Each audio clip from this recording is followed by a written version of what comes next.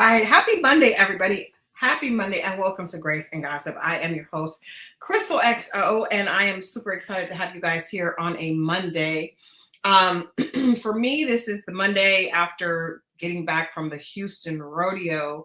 I had an amazing time, but when I tell you guys, sometimes what the age that is on your driver's license says, but you don't really understand what it means until you try to go out and act like a different age, and then that age familiarizes you with it. And so let's just say that I was reminded all over again of the age that is on my driver's license when I tried to go out and be out all day at the rodeo, and then do a little bit of partying at night. I had a great group. We had a great group here on Friday for relationship recap on Ready to Love. So thank all of you that tuned in for that. And it was an interesting night. I was in Houston, and so I had my girlfriends that were there with me. I had two of them jump on. We also had a friend, Nira, who's a friend of mine, and actually Scorpio Mo's cousin joined in, and then she had a friend. So it was a lot going on. And so, it was very clear that relationship recap probably only needs two hosts and then probably maybe one or two guests, but it was just a lot going on. But, I was in Houston. It was rodeo weekend, Black rodeo weekend at that.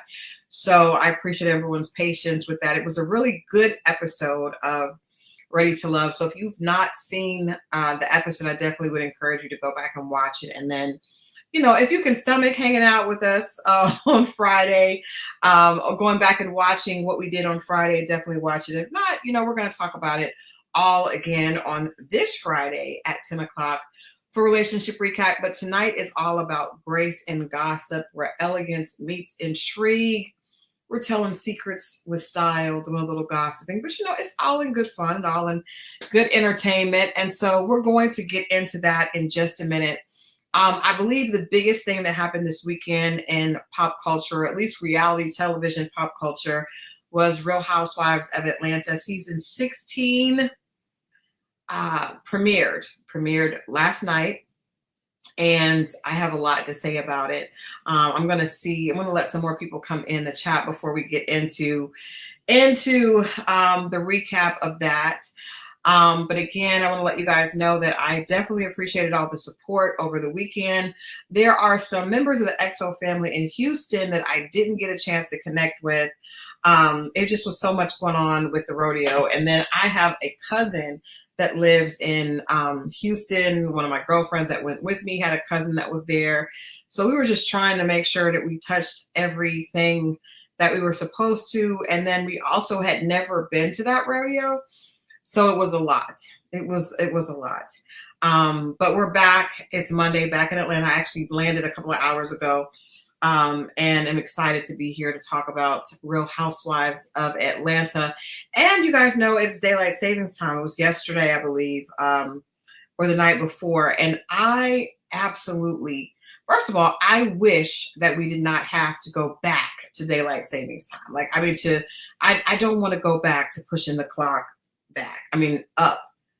Is it up? Back. It's back. We push the clock back in October. I don't want to go back. I like it. I love having daylight. Actually, when I sat down to get on here, we started just a little bit late because, like I said, I just landed and just got here.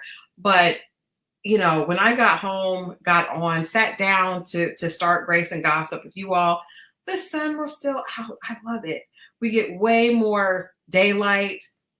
And for those of us that are trying to maximize our time and maximize every opportunity, I just love the idea of having more sunlight. It just makes me feel like, I know, my day can continue when it's dark, but it's just something about having, extra slots extra time for daylight that just makes me, it revives me. I like being able to go and hang out longer with my horse. I like being able to just get home and it not be dark. When it's dark and you get home, you feel like you're late. You're running late. So I want to make sure that I want to ask everybody on the chat. Hey, L Jackson. Hey, Miss Keezer Souls. Miss J Reed. Thank you guys for tuning in. Let me know, what do you think about daylight savings time? Do you like pushing the clock back? We miss an hour, but we gain more sunlight, right? And then when we go back, we gain an hour, but it gets dark at like 5 o'clock here. So I wish that we could like stay in this daylight savings time in perpetuity. Like, I don't want to go back. I hope that that will happen. I've heard that as a rumor a couple of years ago, that there was, a push being made to just stay this way. But who would not want more sunlight? I don't understand that. Like, I would sacrifice an hour to get a lot more sunlight. I definitely would. But anyway, thank you, Marriott. I agree. I think that the weather and just having more daylight, it definitely affects your mental health. Like, it makes you feel more alive. It gives you more energy. When it's dark at like 5 o'clock, it just feels like the day is over. I don't like it. But anyway, you guys let me know throughout the night if you just tune in. What do you think?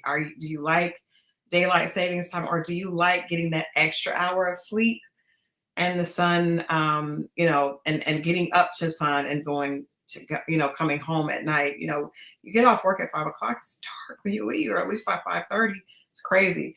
But anyway, let's go ahead and get into it. I chose violence. I chose violence last night, or this morning, should I say.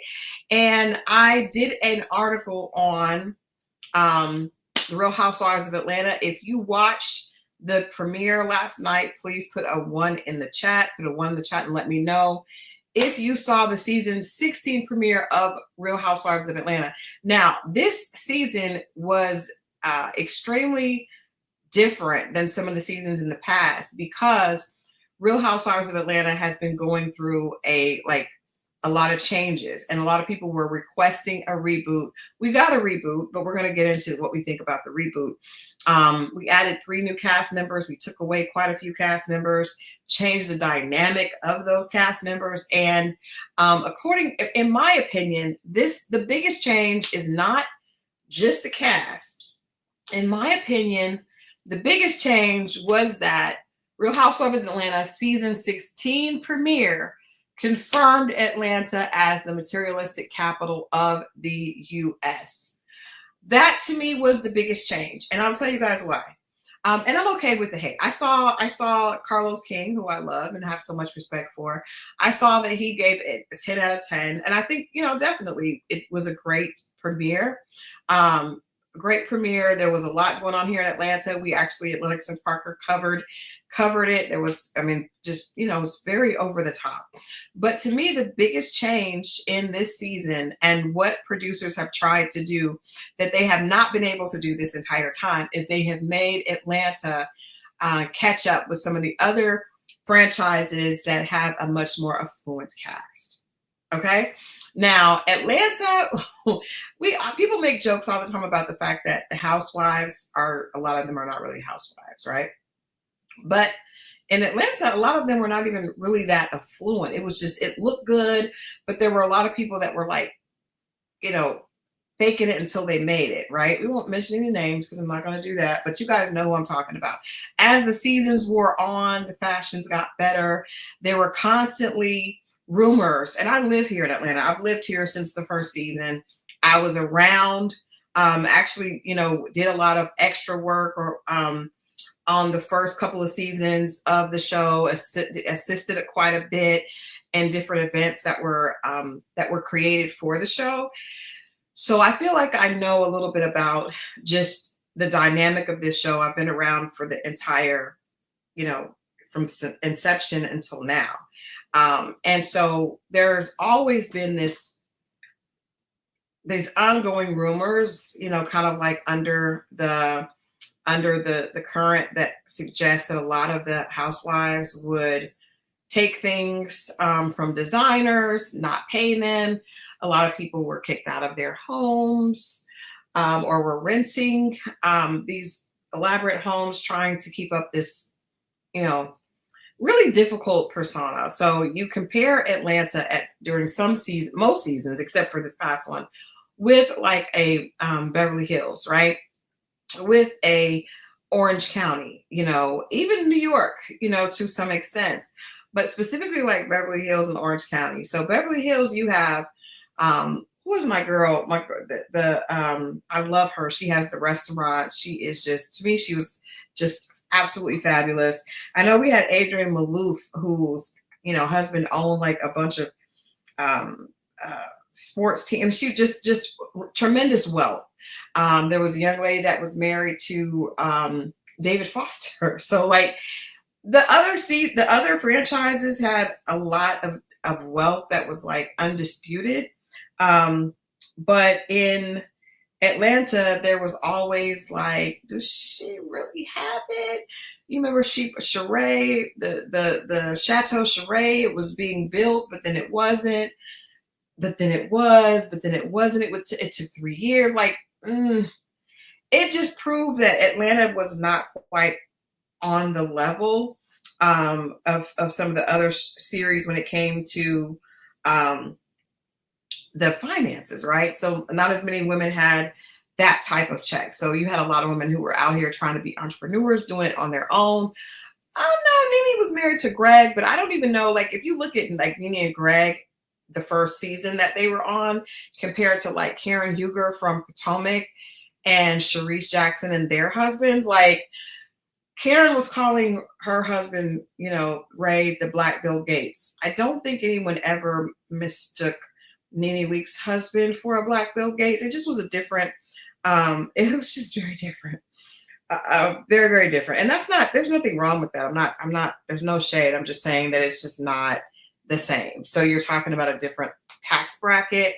You're talking about different access, different intel. So Lisa Vanderpump, that's who I was just like, I kept wanting to call her something different, but Lisa Vanderpump, like Erica Girardi, who her husband, like these people had a different type of money, like what they would call long money in a very different way. Even Lisa Rinna, the first season of Beverly Hills, Kelsey Grammer's wife was on there, like Camille Grammer, like it was just different. It was just different.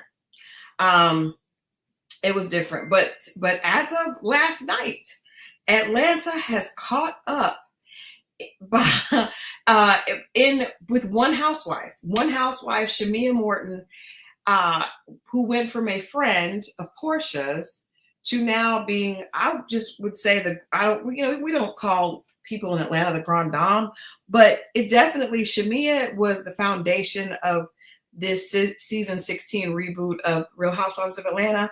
And if you thought that there was any difference, you definitely were made aware by seeing her home.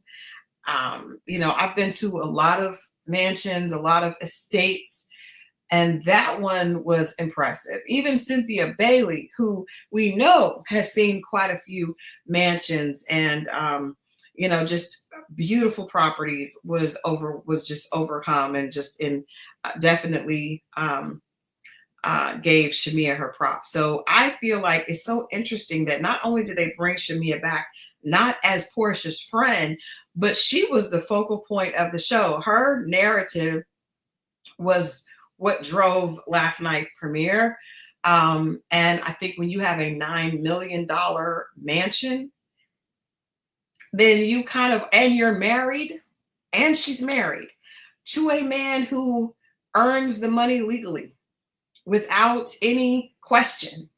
There's no fraudulent suggestions. There's no, covertness. There's nothing intangible.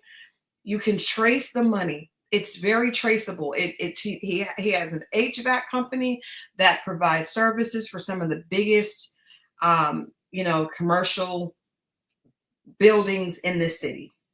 $9 million house, elevators and the like. Like I said, I've seen a lot of houses. That one is extremely impressive. And I think, people have this saying that Atlanta is very materialistic, and I would definitely agree. The city is driven by this idea of what money looks like. But most people who are trying so hard to look like they have money, they don't have it. I'm just saying, anytime you're trying, you usually don't have it, or you just got it. Just got it. Or you have really low self-esteem and you have to prove that you have it. You know what I mean? But most of the time, people that have had money for years, like we see Lisa Vanderpump doing her thing, but she's not constantly reminding you of how wealthy she is because she's been wealthy for years. Her family comes from wealth. Not very many African Americans have it like that. But when you do see it, I recognize it. And I wanna just say that that's what's going to make this season different. I think the producers decided to make Atlanta stand on the same principles and the same like foundation that some of the other franchises do. Atlanta kind of got a pass initially. I remember Deshawn Snow and Lisa Wu, and these were like, women that were well off. Deshawn Snow, definitely her husband was an NBA player. But this is still very different. Shamia's situation is different. It's just different. If you thought the $9 million house wasn't enough, then the episode started by introducing us to her house, and it wrapped with her birthday party where her husband gifted her with a $500,000 Rolls Royce Cullinan. So she has a husband that there's a marriage that's been together. They've been together for an extended period of time. And he was making that money before they got together. He chose her. They got married. And I think she deserves to be at the focal point of the Housewives. I like it. But I think the entire episode is based around materialism and wealth, or the pursuit of wealth, or the the pursuit of the look of wealth. Let's just say that. But Shamia has it. And I will say this, what I really like about her thus far, I've interviewed her before. There's actually an interview here on the channel at Britt Edie's event that I went to earlier this year while they were filming. It was ridiculous though. It was just, Shamia was the only person that was like, just not acting crazy. And I actually had a chance to talk to her. We had a great conversation. And that's really what I like about her. She seems, and that also is probably because you don't have to fake it. A lot of times when you are trying to be something that you're not, you come off as very pressed, or you come off as very extra. And I think a lot of the women that we've seen on the Housewives have come off as extremely extra. And it's because they don't really have it, or you are getting it the wrong way and may lose it. You are holding on by the hair of your chinny chin chin. And it's not even about, this is my thing. I don't think money is king. Obviously in the entertainment industry, obviously in Atlanta, obviously with Bravo, money is king, right? I don't agree with that. But what I do think is that when you are comfortable in your own skin, that is what's attractive. And that's kind of how you have to give a person props. So if I know that I'm not, like, I also love Cynthia Bailey, because Cynthia may not be the wealthiest woman. She's definitely good, because we know Cynthia actually was a big name before she came to the Housewives. I know the Housewives was good for her, but initially Cynthia Bailey to me was a supermodel, like beautiful woman, already had established herself, did not need the franchise. Kandi, obviously, the same way. Kandi was a part of an R&B legend with Xscape, and I actually have more about them coming up later tonight. More Xscape tea, or Xscape information rather. Kandi Burruss. I'm even going to say Kenya Moore, because Kenya, number one, did not live in Atlanta. And she was Miss Universe or Miss USA. Don't get me, girl. I can't remember which one it was, but it was impressive. And I remember as a young girl, like really, really looking up to her and thinking, wow, that's so impressive that she did that. And she was everywhere. Kenya was in cameos. I mean, she definitely had a name prior to the Housewives. So a lot of these women come on the Housewives, and that's their conduit to success. That's their conduit to fame. And if you don't have the money or the husband, then you have to have then you're scratching and surviving, right? You may be attractive and you may have like social status, but you know that at the end of the day, what gives people props on this show is being able to show how much money you have. And if you don't have it, then there's a lot of pressure. The only people that I think don't have pressure are people who are comfortable just in being who they are. I mentioned Cynthia Bailey. Cynthia is not trying to compete for who's the wealthiest. She knows most rooms she walks in. I'm sure she's aware that she's like probably the most beautiful or one of the most beautiful in the room. I remember I was at an event with her. We went to dinner afterwards, me and some other people, and Cynthia, because she was actually the featured talent for an event that the company I was working for was doing. And we were taking pictures, and I was like, oh my gosh, it's kind of, it's a little bit unnerving to take a picture next to a supermodel, right? And she was like, just do you. Like, don't worry about trying to look like me. I got this. And just do the best you can, Christal. And I was like, okay, all right. But yeah, and I know she didn't mean it in the bad way. It was just funny because I was like, okay, all right, Cynthia, because she's just beautiful and she knows that. But she also is, I think, very comfortable in her skin and does not try to come off as anything but her. And I think that's why she's stuck around for so long. I think she learns her lesson. She's vulnerable. I do think it makes more sense for her to be more like a friend of the show as opposed to a main character, because it's clear that the shows, the ratings and the ratings were so low, the fans were so upset that they needed to do something big to really change the direction of the show and start this fan base over and introduce new characters that can be long time, fans of that fans will look towards celebrating for a long time. Obviously, Nene Leakes is one of those names that you cannot mention Real Housewives of Atlanta and not mention. But I don't think it would make any sense for them to ever bring Nene back. She sued Bravo, for racial discrimination. So at that point, off you go. And we've got to create some characters and some storylines that this audience is going to eventually embrace and look forward to getting to know and watching and connecting with over years. And I think that's what they're trying to do here. What's interesting is that Shamia has been a friend of the show for years. I don't know why they never thought to bring her up to be the actual, actually give her a peach. They gave Marlo a peach. Marlo was a friend for years. They gave Marlo a peach, and that went horribly wrong. I know I did an article to that peach spoiled extremely quickly. But Shamia, I'm surprised. She gave a little, threw a little shade, and she said that, she's been content to be in the shadows. Hey, baby.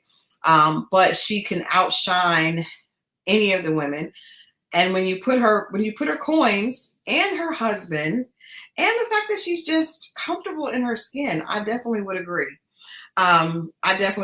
Tina says she's boring.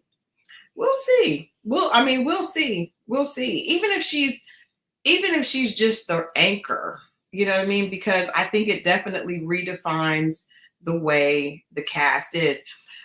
Miss J. Reed said her husband didn't want to do it. No husbands really want to do this show. If you guys notice that, name one husband that really wants to do the show that is still a husband. Most of the husbands that did want to do the show are no longer husbands. I'm sure Apollo had no problem doing the show. He showed up on Married to Medicine. Very strange. Peter probably didn't have a problem doing the show. I don't think Peter was ever. In fact, we know Peter convinced Cynthia to do the show, and Peter's no longer a husband. I just think that real husbands, that are there for the right reasons and really love their wife and really respect themselves and what man do you know that wants people in their business? That's just not really a husband trait. The husbands that do want there was a guy on, it wasn't Beverly Hills. It might have been the OC. Slade. You guys remember Slade? Slade was with Gretchen, and Slade wanted to be on. He was with another lady, came back with another. Like, he was just there for the show. He wasn't there for the women. He was trying to be famous. So I like the fact that Shamia's husband didn't want to be on the show. I think that says a lot about him as a man. I respect that. Anytime your husband is breaking his neck to be on the show, yikes. Yikes. Look at TJ. Look at TJ and Stacey. Yikes. You know, on the Real Housewives of Potomac, that blew up in her face. You know, TJ was happy to film, and TJ is no longer there, and then outed her and said she was paying him. But the fact that he would allow her to pay him proves that he was not really interested in her. He was interested in the show. He's probably not really interested in, he's probably interested in a different team. But anyway, I digress. I think that Shamia is going to be a great anchor. I think she has enough attitude and personality to do that. I don't need her to do much besides show up and show out. Your husband gives you a Rolls Royce color, man. You don't really need to do much. You know, that's the storyline. That's the storyline in itself. I don't need, please don't let them start with the dramatics. But as I saw someone else saying that, people are already looking for dirt because people are envious. Of course, because most people don't have that kind of money. And most people don't even want to try to earn that kind of money. They would rather just, you know, tear someone else down that has it. What that should do is inspire you to figure it out yourself. But most people will just try to hate, you know. And I also think it's interesting, before I move off Shamia, I think it's interesting, the man that has the most money has the job that is the least flashy. Y'all better stop looking over these HVAC workers. I saw something that said the new millionaire is a blue collar worker. And for all the women that don't like blue collar workers and say they don't want to date blue collar workers, Shamia's husband, in essence, is a blue collar worker. His company, I mean, he's not installing the HVAC systems at this point, but he knows how to. I bet he did at one point. So I am sipping on a little sweet red wine. I don't even know what the maker is. I just know that I needed something. I had long. I just got here. Like, I got home at 6:30. So I haven't even eaten. My husband's on his way home, and I have not had a chance to fix any food or anything. I just got out the tub and got on here with you all.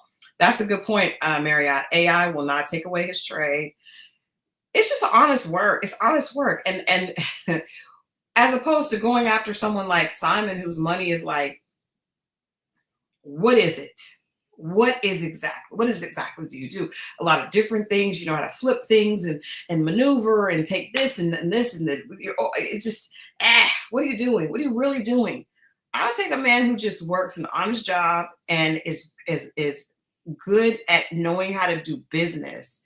That's admirable. And I think this is a great, I think that may be my next article. Women need to stop running after the flashy jobs and just look for a man that's honest. If it's a man that wants to be on a reality show with you to make money, girl, you need to be careful with that. All right, so I'm gonna give Shamia some space. I'm gonna move on to Kelly, because you guys know that I had the opportunity. I sat down and I interviewed Kelly. It wasn't a video interview this time, but we are planning to go and sit down with her at her Nana's Chicken and Waffles. But she gave me some highlights on what she thought about some of the women on the show. And remember, you guys can always go see these entire articles on Collider. These are my articles that come out just about every day on Collider. Our Real Housewives of Atlanta newbie Kelly Farrell tells us how she really feels about the other housewives. It was very interesting, and I think people already saw that the housewife that she had the most contention with, or the only really housewife that she had contention with, was Porsha. I thought it was interesting. Now I want to say, I think most people realize that what Porsha did was ridiculous. Coming out and professing a relationship with someone while they're still married to someone else, and that someone else came on the show through you, is diabolical. And no matter how many times she tries to act like it wasn't, it just was diabolical, and she knows it, and we know it. Everybody knows it. Simon knows it. And their karma came 15 months later. Now they're going through a divorce. And I think Simon may be held up by ISIS right now. We haven't heard from him. He may be deported shortly. But Kelly, actually, you guys saw the clip. If you watched last night, you saw the clip where Kelly actually asks about that. She actually asks Shamia about it because Shamia and Porsha are quote unquote best friends. Now that I know how much money Shamia has, I wonder if that's why she's Portia's best friend. You know, there are a lot of girls that pick best friends based on what that best friend can give them or provide for them. Just wondering. So Kelly was, we had a good conversation. She let me know that she definitely wanted to be on Housewives. She was interviewed 3 times before. And this was the charm. Well, she was interviewed twice before, so she said third time is the charm. And she is looking forward to maximizing her opportunity. I'm sure you all saw the birthday scene where she bought her 17-year-old daughter, Chloe, 17 designer handbags for her 17th birthday.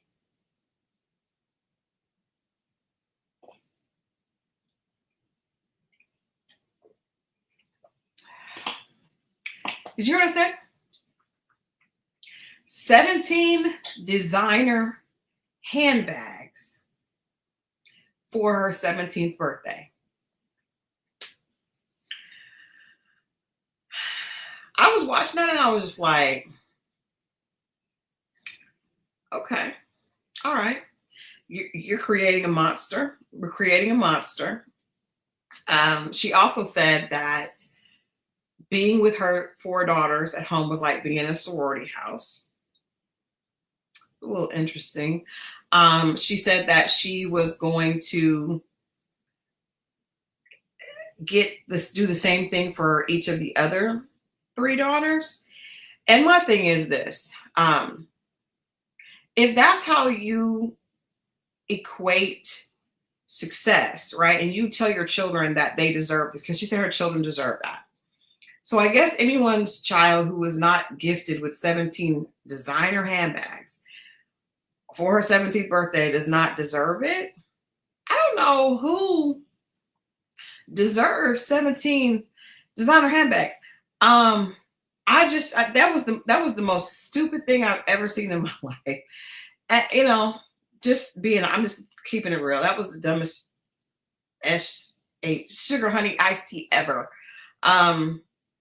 I'm going to say, let's just say, and this is the low end, let's just say each of those bags were $2,500 a piece. That is $42,000. And they're not like, so a Chanel bag is not $2,500. There was a lot of bags that we know were not $2,500. Some of them might've been 15, some might've been 35, right? So, but 42.5, that's without tax. So we're going to push it to 50,000. And that's being generous, because it probably was more.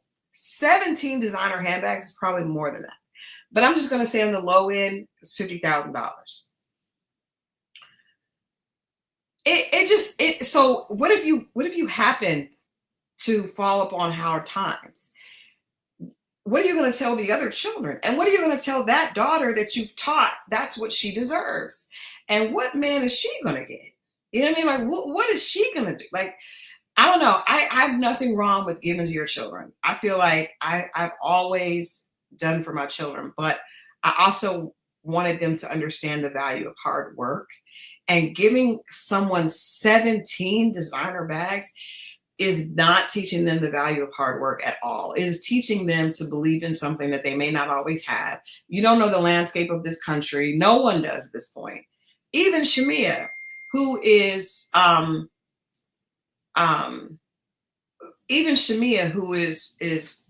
with a man that is extremely wealthy, and we don't think AI would affect his job. But even Shamia could end up, we just don't know. You don't know what can happen. Her daughters are young. To set that type of precedence, to me, is extremely, extremely dangerous. And it's reckless, it's irresponsible, it's stupid 17 designer handbags. I'm sure there's no man in the house, because hopefully a man will be like, no. But you know what? Some men may not. Okay, Tina Bree, you sipping on something tonight? That's good. We're sipping together. We are sipping together. That was the dumbest thing I've ever seen. And I said, I don't know if she's trying to be like a Kardashian, but think about the Kardashians that a lot of people don't know. The Kardashians were very wealthy, right? Because Robert Kardashian was one of the best criminal defense lawyers in the country. Obviously, we know that because he got O.J. Simpson off. But guess what? After his divorce from their mom, Kris Jenner, and then the before she married Bruce Jenner, did you guys know that the Kardashians were almost broke? That they were borrowing money from other people?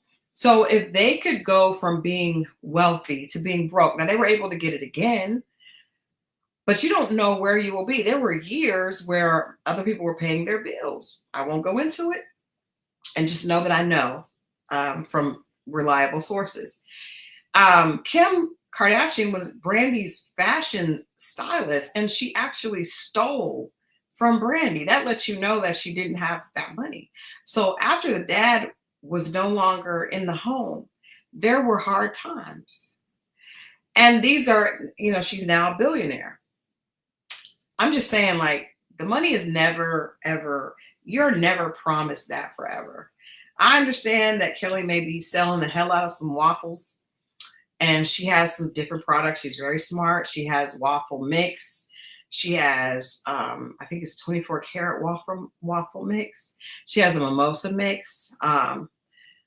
Very smart to have a product to go along with your restaurant. Very smart. But that does not mean that you will never go on hard times. And if you do, what are you going to tell your children? Because you have created a narrative that says that I deserve this. And let me tell you something about sisters. I didn't have a sister, but I have recently been acquainted with some sisters. And if you do something for one and then you fall on hard times and cannot do that for the other one, like, what? That's going to be horrible. It's good to do what you can for your children, but you need to be teaching them the value of money and letting them know how hard it is for mom to do that, right? I've done some things for my children, nothing like that. And I'm gonna tell you what, even if I was a billionaire, I would not do that. I would not do that, because I don't want to raise the child that would think they deserve 17 designer bags for just showing up. I don't want that child. I'm not creating that. I don't want that. I was with my daughter this weekend. She's such a hard worker. Like, she's so on her business. She will tell me no for her business. That's what I was raising, and I'm not saying that women don't deserve, like, you shouldn't want to, tell your kids to expect the best, but you need to tell them that the best is not 17 designer handbags. The best is having a mother and father that love you, or having sisters around, like, and she could have given her one handbag and a car or whatever, but 17 handbags, that was just a gross demonstration of your own insecurity and trying to look like a baller on the show.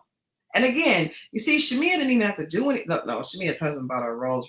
That was a lot, right? But he also has the ability to do that, and it was still done. It made sense. It was her birthday. But for Kelly to buy her daughter, her 17-year-old daughter, that's very, very different. 17 bags. Like, that's if, like, Shamia's husband was like, oh, babe, you're 38. Let's get you 38 Rolls Royce Cullinans. Anyway, I don't want to stay there. I don't want to stay there. I want to move on.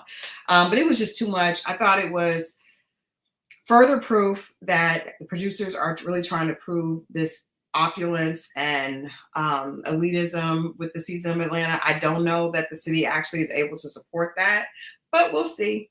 We'll see. Moving on to Britt, aka the Black Barbie, self-proclaimed Black Barbie.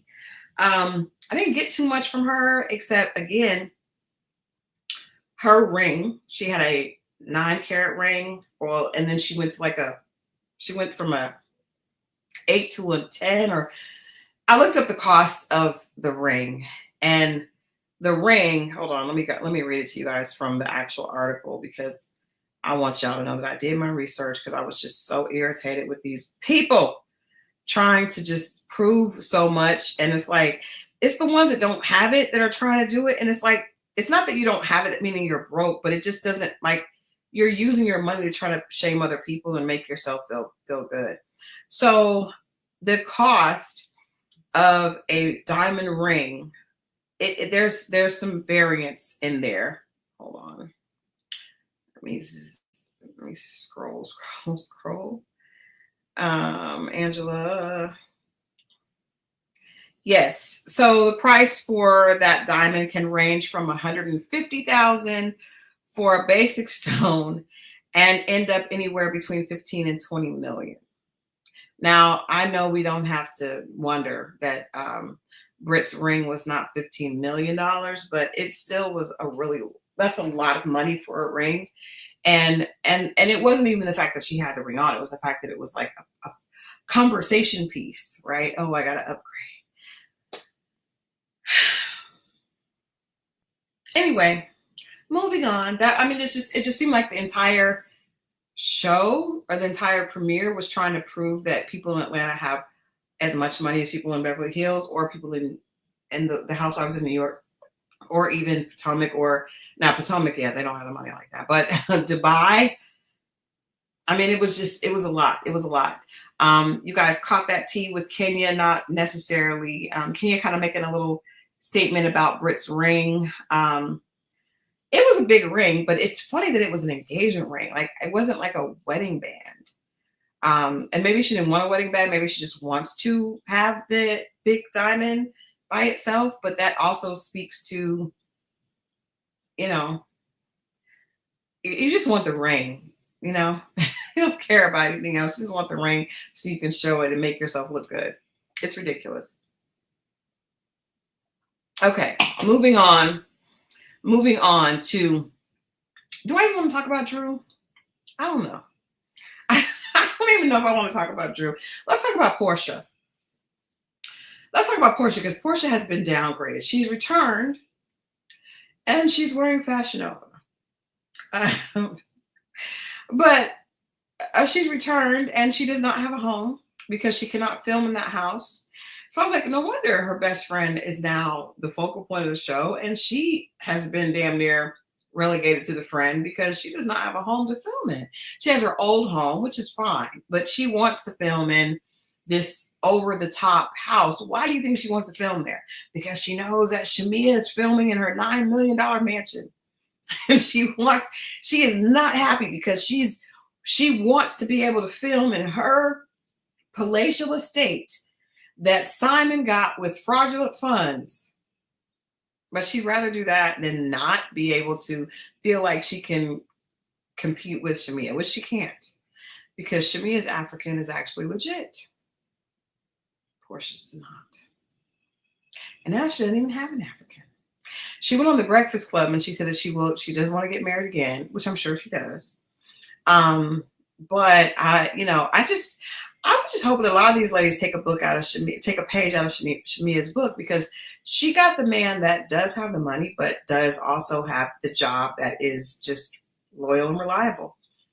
I don't know that Shamia's husband goes to Nigeria 3 and 4, 5 times a month and they, Porsha and Simon had like 3 weddings. It's just, anytime the person is more focused on the show, Simon was happy to be on the reality show. It's just not a good sign, ladies. It's not a good sign. I got to tell you, it's not a good sign. So Porsha is back getting another divorce, and with the same divorce attorney that she used for her first divorce from Cordell Stewart, the pro football player, ex-pro football player. I'm not going to say anything about that.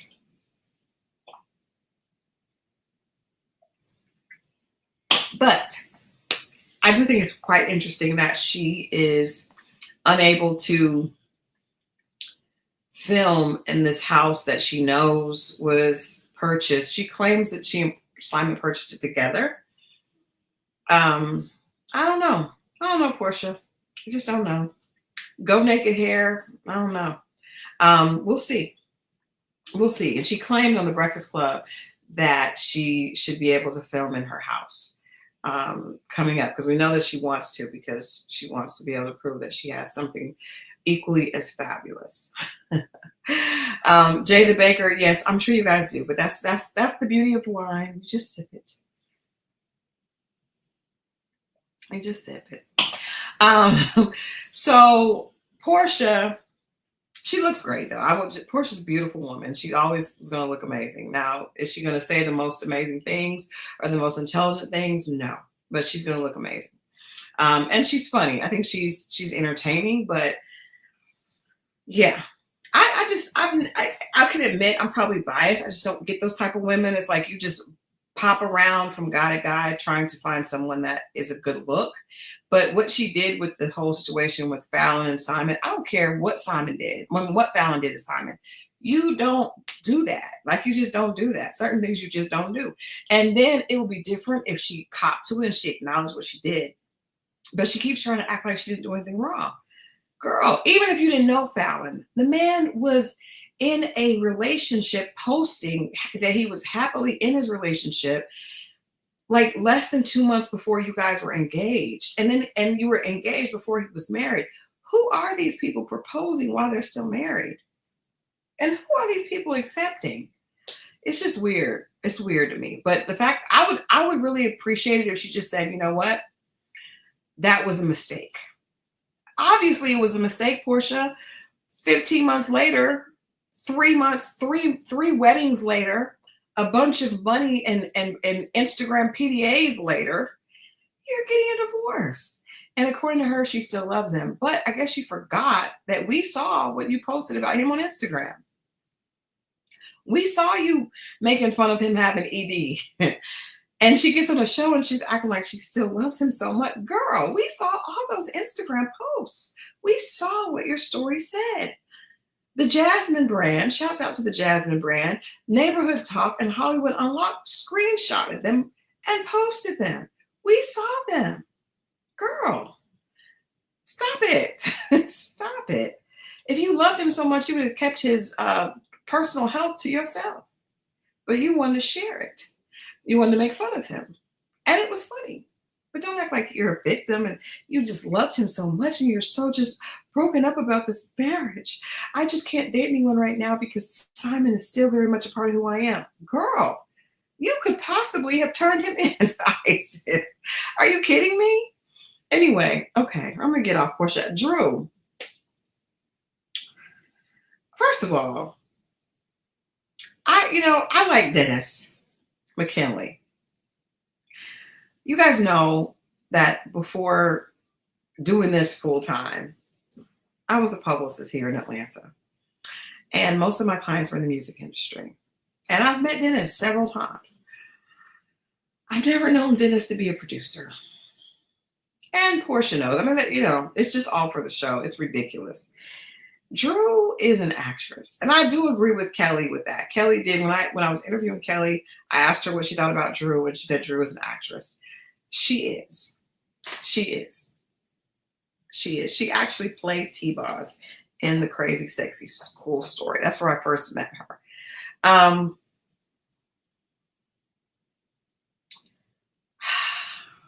Dennis supposedly is overseeing Drew's music career. And they're holding hands at her birthday party.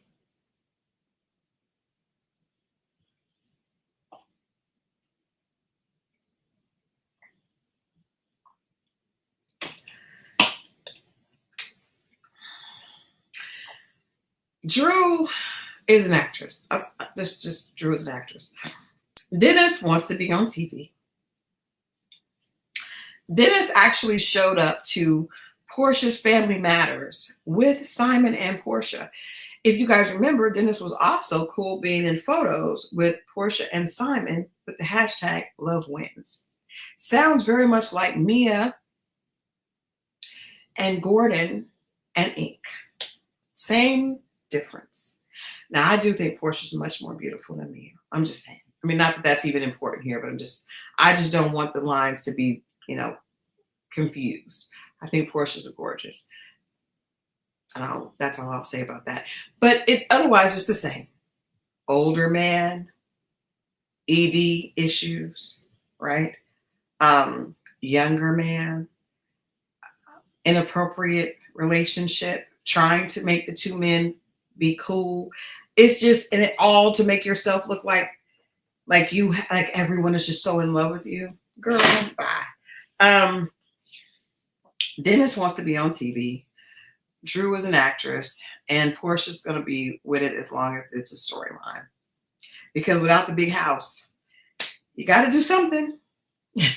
Shamia's over there at in a $9 million palatial estate. You got to do something. I don't know if Dennis was the star of Porsha's show. I know that Dennis was one of the supporting characters, along with Simon, along with her cousin and her sister. But yeah, Drew is kind of non-important to me. I don't really see her getting along with the other women. She kind of just adds a little bit of extra spice. She's a beautiful girl. I don't think anybody really takes her seriously. Definitely not with Dennis. That's that. I don't even know who would believe that or why that would even be considered a good storyline. I would have rather just saw her and Ralph try to co-parent because he's full of it, but at least we would have enjoyed seeing them co-parent. I don't want to see her and Dennis create music because he's not a producer. I don't want to see that. But okay, whatever. Okay. Moving on. Moving on to, is there anyone else that we need to talk about in the Housewives? We know Cynthia's at Phaedra. Phaedra is back as a friend of the show, so they can prime her up to be a principal character. I feel like Bravo was waiting for Kandi to leave because as soon as Kandi left, they brought Phaedra right back. Did you guys catch the tea of Phaedra saying that she was tired of being miserable in medicine? That's so funny because she didn't even fit on that show, but she was so excited to be on there just to catch the check. See, when you have money like Shamia, you don't have to do that. When you don't, you do. And Phaedra, is fine. She has a lot of different stuff, but I just, I don't think it's as plentiful as she tries to make it seem. I think audiences will enjoy her, but it's just hard for me to really take her seriously after telling that type of lie. Once you're comfortable telling a lie about your friend, a former friend trying to drug someone, I don't really think there's anything you won't do. Whoever would not be suspicious of her as a friend is stupid to me. There's no reason, there's no way you could hate Kandi that much, that you would tell that type of lie. That type of lie tells more about you than Kandi. I'm not going to get over that. I just think that's crazy that we would be able to get over that. And especially coming from a lawyer. That's just wild. Like that's the kind of, I would expect Mia to tell that kind of lie. That's a Mia lie, not a Phaedra lie. But, I think Phaedra dumbs herself down a lot. So she wants to be seen as the dumb girl. And that was a dumb lie. Of course, it was a long time ago and everybody changes, but I just don't expect much of, her and this young guy. I just don't expect much. I expect a lot of blonde wigs, and a lot of really cute outfits. Shouts out to the Ivy showroom. I don't expect much substance or boundaries at all. All right, let's move off the Real Housewives. You guys let me know what you think about that. I'll be reviewing the Housewives every week, so there'll be a lot to talk about. I'll be reviewing the show every week. I'll probably have a new review out every Monday. So today's review came out today. Next week will come out next Monday. And yeah, so tune in with me and we're going to get through this season. I'm sure it's going to be full of foolishness, a lot of fake love, and performative, because I think having Shamia on, even if you guys don't think she's that entertaining, or some people may not, I think it's going to cause a lot of competitiveness in the show. And I also think that Britt and Kelly and Angela, who we didn't talk about, Angela Oakley, the wife of former basketball franchise player Charles Oakley, has a lot she wants to get off her chest. she feels like she probably, should have been cast on Basketball Wives years ago. And so now this is her chance. Moving on, I mentioned Xscape earlier, and I don't know if you guys know, but I interviewed LaTocha Scott, and she has it's going to be interesting. I'm excited for you guys to see this interview.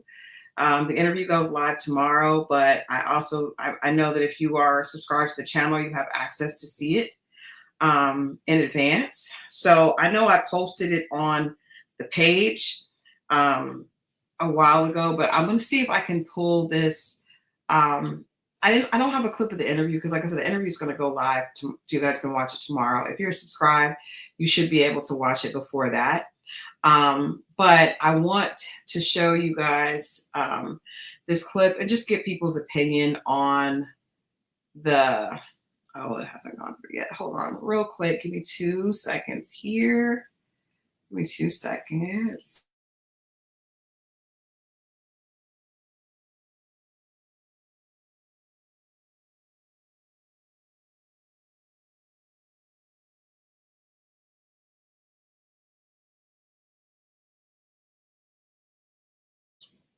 All right, I'm going to play this video. I just want you guys to see this. And I want to talk a little bit about what I thought about the interview. And it'll be interesting to see what the responses are on here once you guys watch it. I'm excited because I do think that it is. I'm someone that loves to talk to people when they're ready to be honest. I do think that Latasha has come off very guarded over the years. For those of you that may not know, Latasha is 1/4 of Xscape, and her sister Tamika, Latasha and Tamika were actually blood sisters, along with Tamika Tiny, Coddle, and Kandi Burruss. And in addition to Housewives, Kandi she actually did a show with with Xscape on Bravo. And then they did a show with SWV and Xscape last year. That show went crazy because all the issues that Xscape has, it overshadowed their music. It overshadowed everything to the point where SWV almost did not want to go on tour with them because it was so toxic. Part of that toxic energy was Tamika and Tasha. And to me, it was really difficult to watch because those are two blood sisters. The story is a long story, but long story short, Tamika accused Latasha of stealing from her. It was confirmed by Tiny's mother, who, obviously was very influential in the group years ago. Also, Latasha's husband, Rocky, was the group's manager for a long time. And there were a lot of issues with that. And so the show basically blew up. Latasha ended up being estranged from the group. She alleges that she was kicked out. Kandi did an interview and said that there was no such thing as Latasha being kicked out, that she stopped showing up. Latasha says that she wasn't given any information. We don't know. There's hurt on both sides, but there was also a woman that did an interview with Tasha K that claimed that she was pregnant by Latasha's husband, Rocky, which a lot of people were not surprised about because they felt like he had been inappropriate with other people before. So I talked to Latasha about this and just about where she's at. She has a new single coming out, but what sparked the interview was that she did a rendition of Chris Brown's Residuals. And so this is just the cover piece. You can go to Lennox and Parker and read the cover article. I think I posted it on my page earlier today, but you can always go there and find that, or you can go to my muck rack and you can see the article there as well. But this is just a little snippet kind of detailing the interview, and you get a chance to hear her version of Residuals. Is this on? Took some time away, I had to sit and face it. Who can I run to? Feels like nobody lately. Reading through them comments, they say he having a baby. I don't know who's lying. Maybe I was blind. And of course I miss my sister. This a crazy feeling. But y'all know family shit be needing time for healing. Even marriage ain't nobody perfect, but we've been split 2 years and my heart is hurting. Gotta build me up, build me up. 30 years just washed away. It took some time, took some years for me to escape this pain. Had to move, losing everything was rough. Talking family, marriage, my birth. Had to move, had to give up on love. I gave up on love. Losing my sister was insane. Kicked out of my group and it's insane. Everybody in the media was tearing me down, down, down. I'm only human. So that version of that residual challenge is titled "I'm Only Human." I thought it was beautiful. You guys let me know what you think. I thought it was absolutely beautiful that she was honest in the song. And I know for a lot of artists, it's easier to share their truth by their gifts, right? And so she mentioned her sister, being separated from her sister, being kicked out of her group, going through problems with her husband. There was a lot of issues that happened with her husband. She was not open to talking about most of them, and I respect that. You know, I do respect marriage, and I understand that regardless of what, you know, happens, it's not anyone's business but yours, right? Now, when you put it in the public eye, people have questions. But I think her voice is beautiful. I think her voice is a gift from God, you know. And she, I feel like her voice gave the vocal credibility to Xscape in a different way. So I was just honored to be able to have a conversation with her and just to find some points of vulnerability. You guys let me know what you think of the interview. Like I said, it's going to air tomorrow, but if you are subscribed, you should be able to see it today, I believe. And then if you're in Atlanta, we are actually going to be honoring her on Friday at Belly ATL. If you're a member of the XO family, I welcome you to come out on me. I'd love to buy you a drink, and thank you for your time that you share here with me and with Scorpio Mo on Wednesdays and Fridays. So if you are in Atlanta and you want to come, you are welcome. All you need to do is DM me, and I would love to have you as my guest. We'll have a special place for the XO family. So if you and some of your friends, and I'll put that post up, we'll share that on Wednesday as well. Want to come, please, please, please do. We would love to have you come out and celebrate and just give our sister some flowers. I think, to me, when I heard that and her acknowledging that she was hurt, she was broken, you know, as another woman, I cannot, that's not the time when you throw stones, you know what I mean? That's the time when we have each other's back, you know, and we offer love and support and grace. And I feel like she needed that. And I feel like we all do, you know? So again, if you're in Atlanta, please come out and join us Friday, 7 o'clock, 7 o'clock to 12 o'clock. But of course I'll be gone because I've got to do the show at 10, but I would love to have you all out to hang out with us. There's going to be a presentation to Latasha at 8. So please do come and enjoy and have a good time and be a part of giving back to a sister. And we're going to be doing this every Friday with different women in the community. So make sure that you tap in if you're here in Atlanta, and it always will be free for the XO family. Moving on, the last point I want to make for tonight is running a little bit late, and that's not what I expected, but I had a lot to say about Housewives. So I watched Married at First Sight. Married at First Sight needs the same type of reboot that the Housewives got, right? I'm out of wine. My wine is gone.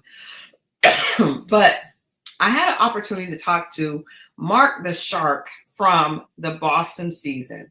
You guys remember him? That's Mark. He was engaged to Lindsay. Lindsay was a hot mess. A hot mess. Mark's eyes were a little intense, right? Just a little intense. But I think he was a good guy. And he's, you know, he's out there looking for love still. But I talked to him about, I was on this page and there was a lot of these people talking about how disgusting David and Madison were. For those of you that don't watch Love and Married at First Sight, long story short, couples are put together based on compatibility by the experts, and they have the opportunity to get married at first sight. The first time they see the person as at the end of the altar, along with 4 other couples. So this particular season, one couple, Michelle, a woman who was matched with David. Michelle was a blonde Caucasian woman. David, a Puerto Rican, very ethnic man, who requested a blonde, blue-eyed woman. He got that. He got what he asked for, and she despised him. She found out that he was living with his parents still. She didn't like the way he dressed. She was just disgusted by him at every turn. She was disgusted. She was repulsed by him. So he started talking to another girl named Madison. Madison was paired with Alan. Alan liked Madison a lot. Madison did not like Alan. Madison liked David. David was married to Michelle. So David and Madison started hooking up and going to the gym together and developed feelings for one another. This all exploded at the couples retreat. And Michelle found out that David, her husband on paper, definitely not anywhere else, was not into her. He was into Madison. Well, she didn't really care about David, but she was disgusted that Madison, who she just met on the show, would actually quote unquote betray her. And I think she just wanted everyone to hate David. She felt like David was horrible and she wanted everybody to hate David. But Madison didn't. Madison liked David a lot. So they got together. Alan was really hurt. Madison's husband was really hurt. And David and Madison just keep getting together. We keep seeing them going on dates. And on this last date, they were talking about how they had basically had a great dessert that morning. It didn't take the audience much to realize they were talking about being intimate, right? It was a little overboard. So I was on this page and a lot of people were talking about how disgusting they were. And so I asked, why were they so disgusting? Because, I mean, the people are married at first sight. Michelle hated David from the jump. So of course he would want to look for someone else. Maybe he didn't do it the right way, but I just didn't understand why they were getting so much hate. So I had the opportunity to talk to Mark the Shark and ask him his opinion. And he said that he felt like even if you were not attracted to your person or you felt unmatched, it just wasn't the right thing to do, to reach out and start developing this relationship before the process was over. And I actually really respect him for saying that. He said that he felt like they could have waited until after the season was over. He said that in his season, his wife at the time, who was Lindsay, was not necessarily his type and was not necessarily, they didn't get along very well. And she was actually really hateful to him. They tried to make it work, which proves he was really about the process. But he's like, he just felt like they shouldn't have done it that way. And then you also got to realize that people's families and friends are watching. So the fact that they're sitting giggling over breakfast about having dessert together that morning was, it's just like it was a little bit much. A lot of couples come on and they lie about even being intimate, right? Because they don't want people to, and we know, we're not stupid, right? You guys know, we know that a lot of these people are, being intimate. They just don't want to share it on TV because their parents watch or their friends watch or their church members watch, right? Obviously, David and Madison don't have any of those problems or any of those relationships they have to worry about.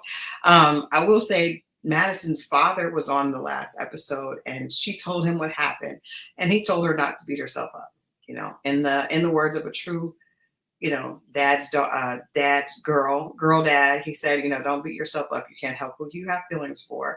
But I do agree with Mark to an extent. There's a way that should be handled. So I wanted to ask you guys what you think. Do you think that the error was in David and Michelle actually hooking up, or do you think the error is in the way that they handled it? Let me know in the chat. And if you're watching the replay of this, let me know in the chat what you think. Do you think that they should have waited until the season was over? Or do you think specifically because of David, his situation, Michelle treated him so badly, do you think that he had a right to, do something different? In my opinion, I think he definitely should have been honest with Michelle about the fact that she was hurtful. She was hurting his feelings, and he should have bowed out of that marriage way, to me, like maybe after the honeymoon when she told him that she needed space and she needed him to go away and not come back for like a whole day. I think that would have been a time where I would have been like, okay, cool. Let's just don't do this because you're not going to make me feel like you're better than me and I'm supposed to just keep kissing your behind. Madison's situation with Alan was a little different because he was a very nice person and actually was interested in her. She just was not attracted to him. And I feel like she treated him unkindly as well. So let me know what you think. Do you think the issue was the way they did it, or do you think that they should not have been having eyes for anyone else? I think it's unrealistic to think that people will not be attracted to other people, right? Especially when they're not attracted to who they're with. But I do understand what Mark's point was. There could have been a way to do it, or even if they did it, maybe not share so much of it with the television audience, you know.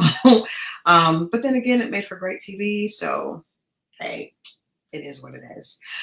Well, that is going to do it for me today. I will be back on Wednesday. And I'm telling you guys, I have a dating disaster that I totally forgot about. But I can't talk to more about it earlier today. I can't wait to share it with you guys on Wednesday and see what everyone's thought process is on it. Let me know what you think about the Real Housewives of Atlanta. Do you agree with what I said about it, proving Atlanta was very materialistic? Do you agree with my synopsis on Kelly giving her daughter 17 purses being ridiculous? Or do you think that that was what a mother should do if she has it? Let me know what you think. And of course, last but not least, what do you think about Married at First Sight? Should David and Madison have waited until the season was over? Should they have went to the experts and talked to them about it? I definitely don't think they should have went to the experts. Don't even say that. If you say that, we have issue. We have an issue if you say that, because you know that's not true. The experts would have encouraged them to stay in their stupid marriages, specifically David and Michelle, and that was and even like Kichi and MM. And we'll talk about that. We'll talk about MM and Kichi next week. Actually, David and Kichi, MM and her new man next week. But anyway, I love you guys for watching. Remember, if you're in Atlanta, Friday, we're having the event honoring LaTocha Scott with Xscape. It's going to be a special musical preview, musical presentation for her. We're giving her her flowers in all sense of the word. So if you're here and you want to come out and have a great time on Friday, hear some good music, some 90s R&B, get a chance to honor a sister, come hang out with me. I would love to have you. And of course, tune in on Wednesday at 8 p.m. for Dating Diaries, and right back here at 10 o'clock on Friday for Ready to Love Relationship Recap.